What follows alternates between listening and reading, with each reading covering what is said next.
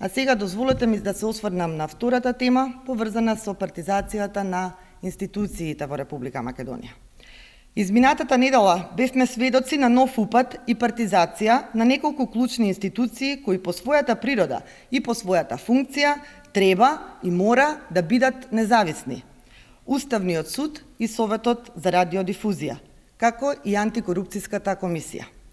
Во Уставниот суд, кој како највисока судска инстанца треба да го штити уставниот поредок и основните човекови права и слободи, власта сака да инсталира блицки кадри на ВМРО-ДПМНЕ, чиј партиски бекграунд е одамна докажан.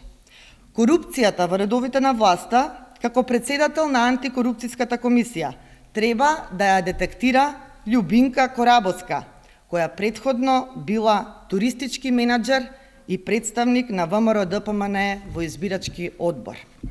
Ниту Советот за радиодифузија не остана поштеден од така наречениот нов бран, партизација на независните институции.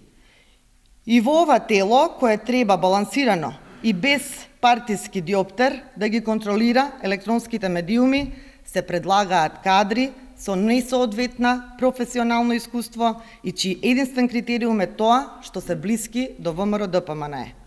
Ова се само дел од институциите кои во изминатите 6 години потпадна под партиско влијание.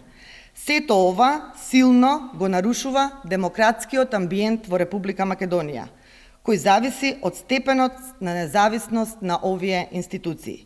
Дополнително, ваквото однесување им штети и на евроатлантските аспирации на земјата, затоа што тоа е во директна спротивност со препораките истакнати во извештаите на Европската комисија.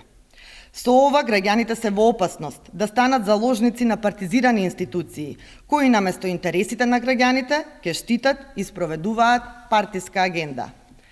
Ова не е Македонија кон која се стремиме. СДСМ ја повикува власта да ги повлече предлозите, да предложи кандидати околу кои ќе се изгради консензус и кои ќе го зголемат степеност на независност на институциите кои треба да ги представуваат и да ги предводат.